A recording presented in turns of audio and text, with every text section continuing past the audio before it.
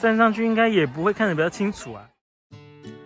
Hello， 大家好，欢迎回到我们的频道，我是 Ari， 我是小红。又到了每周跟大家分享我们在以色列生活的时候啦。这礼拜发生很多事情，要躲防空警报啊，然后以色列又出去炸了别的国家 ，as usual。但是呢，这礼拜耶路撒冷还发生了恐怖攻击，而且就在短短的2天之内发生了这么多事情，那这个恐怖攻击特别的严重。对，就是我们连国外的朋友，他们看到新闻，都第一时间立刻就是不同的时区，他们醒来以后看到新闻，然后都有传讯息问我们，怎么样啊？这样子。对啊，甚至不要说国外，连在以色列其他城市的朋友都会传讯息问我们，就问我们是否平安。对，因为就是以色列新闻还有很多国际新闻都写耶路撒冷发生很严重的恐攻。那它是发生在耶路撒冷北边卫星城啊，那是在一个公车站，但是那边他们要到其他地方的话，基本上都要从那个公车站搭车，所以算是当地很大的一个交通枢纽。就公车站有公车停在那边，就有2个枪手到车上开始扫射，就造成了蛮多人死亡，也很多人重伤。那个地方呢，其实应该是极端正统犹太人为主的社区，开枪制服枪手的有2个人，其中一个是在他们宗教学校学习的学生他去年才去考了枪证，有枪，就是为了因应这个以色列现在比较不稳定的局势嘛。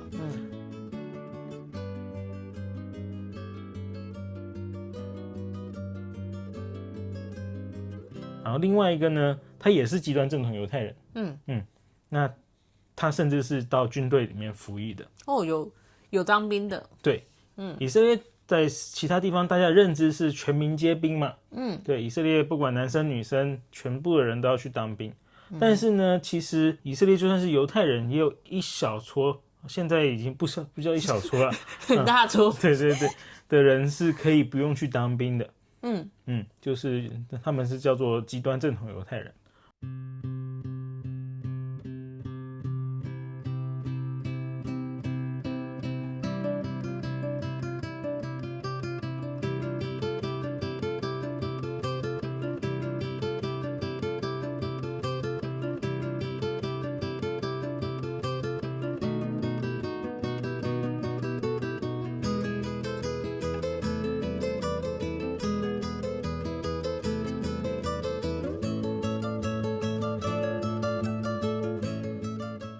因为他们有在他们自己的生活方式，然后觉得说去当兵会害他们不能学习，或者是其他很多理由，会害到军队。对，但是这2年以色列的打仗嘛，那其实很缺士兵，所以就有越来越多的呼声说需要这些人也都要一起去服兵役。一方面是他们缺人，二方面是这样才公平。对啊，但是还是有很多阻力。这个恐怖攻击发生的时候啊，我们是看到新闻特别的紧张。因为那时候我们刚好在耶路撒冷市区，那我们看到就是跟大家一样是耶路撒冷发生恐攻，那第一个就是要确定到底是耶路撒冷哪里，因为不晓得规模多大嘛，那只看到说很严重，然后很多人受伤重伤，那时候只有跳出那个讯息。对啊，就怕说会不会枪手其实就在我们附近，所以那时候就非常害怕，在第一时间，那时候我们是在塔皮欧的一间超市，塔皮欧之前影片有讲过，它就是像台北内湖这样的地方，有很多量贩店啊，迪卡侬，对，很巧，它耶路撒冷迪卡侬也在那，所以就差不多，那时候我们在里面的超市买东西，好险，离我们那个位置有点距离。不过买完出来之后是看到天上有异状，直升机在那边盘旋，然后就越飞越低，越飞越低，越飞越低。就是那种低到的程度，是你就觉得直升机上面的人正在看你。对啊，这个恐怖攻击啊，就是你来之后应该是新闻最大的嘛。对，可能应该是最严重的一次了。因为是两个凶手嘛。对啊，因为在以色列就算有恐攻，绝大多数都是要么开车冲撞，或者是持刀攻击，就是都单人犯案比较多。不过在你来之前，是有一起，那就真的在耶路撒冷市了，就是交流道出来到中央车站的那个位置，那边算是从耶路撒冷要搭公车出去一定会经过的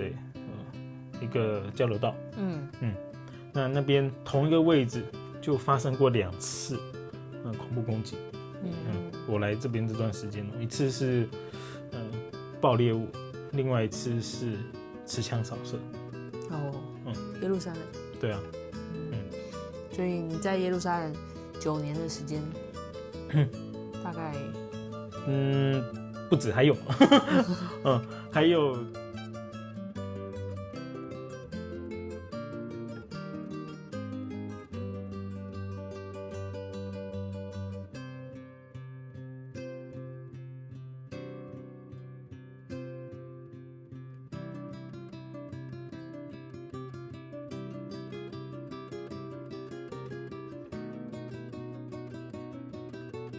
不过这些通通都是发生在比较靠市区那一侧，那我们住的这边呢，还有工作的这边，是比较偏郊区，对，郊区，所以这一侧倒是至少我来到现在都没有发生过什么特别的恐怖攻击，但是算下来也是这8、9年以后有个4、5起蛮大起的在耶路撒冷。那个影片很吓人。对啊，不过其中有一段影片是后面的有一台车的行车记录器拍到的，他拍到前面有一个司机，计程车司机，他因为事发的巴士在更前面，就是车全部都堵住了，就大家听到枪声，在等巴士的人、等公车的人开始往后跑嘛，就不要逃离现场。再来就是在车上的人也都就是汽车要往后跑，因为前面在塞车了，所以根本车子都动不了，就这时候是有一台计程车嘛，他的司机下车，然后呢就慢悠悠的在那边走啊，走到另外一侧，就去帮那个他的乘客开门，是一个老奶奶。对，那时候呢，旁边才砰砰砰的子弹飞来飞去，那什么枪林弹雨。对啊，真的是枪林弹雨之下，他还是不疾不徐，就等那个老奶奶下车扶她往后逃，不是没有过马路，但是扶她来离开现场。他旁边的另外一辆公车玻璃就直接在他旁边碎掉，就是子弹就是直接从他旁边这样离他大概1公尺到2公尺的距离，但是他面不改色，那个司机北北超淡定，好像没发生事情，他只是在扶老奶奶的感觉，好像很常碰到，可能北北当年什么大风大浪没见过，那因为他这个事迹很英勇嘛，为了救人可以置自己的性命于度外，所以晚上以色列总统就打给他说，你是我们国家的英雄，是我们的楷模，他就跟总统说，没有啦，我只是做了所有计程车司机都会做的事情。计程车司机，大家突然压力山大，很幽默，很幽默，这是以色列人的幽默。好，那恐攻过去，原本觉得那这礼拜这个已经很大条了，这样就差不多了吧。就隔天呢，我们下午实验室lab meeting 完，也快结束的时候，手机突然跳个新闻，以色列去攻击卡达首都里面的哈马斯领导人。大新闻，大新闻了，很大，因为卡达是里面有美军在中东最大的空军基地，最大的哦。然后美军的中东司令部，它其实是叫中央司令部，就是负责整个中东的作战区的司令部就在那边，在那个空军基地里，那个距离以色列攻击的地方是很近的。那附近还有美国大使馆，都在同一区。那大家以前是在想，这应该是卡达还是有美国罩的嘛？那以色列就这样继续打下去。它后面的整个后果不堪设想，难以想象的。现在我们也还都不知道到底是会怎么样子。以色列自己这边媒体，大家也都说不晓得，很出乎意料。因为本来整个状态是说，现在川普在给两边以色列还有哈马斯都有一个停火协议嘛，有没有想说那应该就是越来越接近吧？川普都施压了，结果突然，把那些聚在一起要谈判的人都要一锅踹了，出乎大家意料。然后呢，那一天晚上。对，又想防空警报，就是又一枚也门来的导弹，而且呢，又是我们在吃晚餐的时候，晚餐吃到一半，冷掉的晚饭，对，一模一样，每次都是吃晚饭的时候，对，除了可怕的事情呢，这周还是有些比较有趣的事情可以跟大家分享，不然都讲一些飞弹啊、恐怖攻击，好像我们这边都。很可怜，对，是很可怜，但是还是有趣的事情。就是有一天，礼拜天，对，在那些可怕的事情发生前，那一天是那叫月全食嘛，对，我们就有出去看。我们邻居也特别问我们说，知道晚上有月亮吗？对啊，他们比较方便啊，那一侧他们有阳台。然后是直接可以看到月亮，但是我们这一边看出去就是大马路，只好就出去附近的公园，就是上次有提过的公园，上次你在那边遇到兔子，对，那个兔兔的公园，结果我们才刚出家门口，我就跟 Eric 说，感觉很多人呢，因为。从我们家就听得到山的那一边，小朋友，哇，非常喧闹，超多声音，人声鼎沸，真的可以这样形容。比平常下午小朋友在那边玩的声音还大声，很像是大家都出来中秋烤肉。对，有那种联欢晚会的感觉。对啊，现在时间是晚上8:49。我跟小红我们出来看月亮，这是月全食嘛，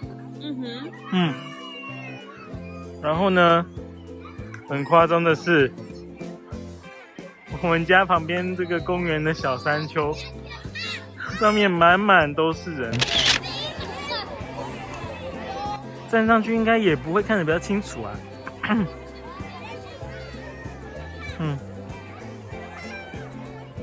超级多了，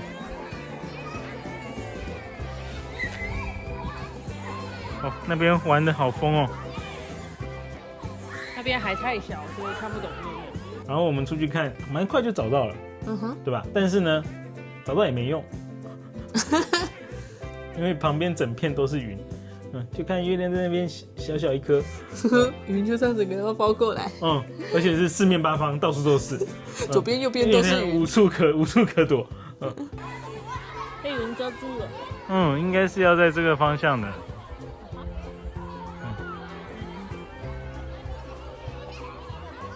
它只有刚好在月亮的那个周边，对啊，一小块，还有一点点的空。还好我们出去的够早，所以还有看到红色的月亮。真的是很特别。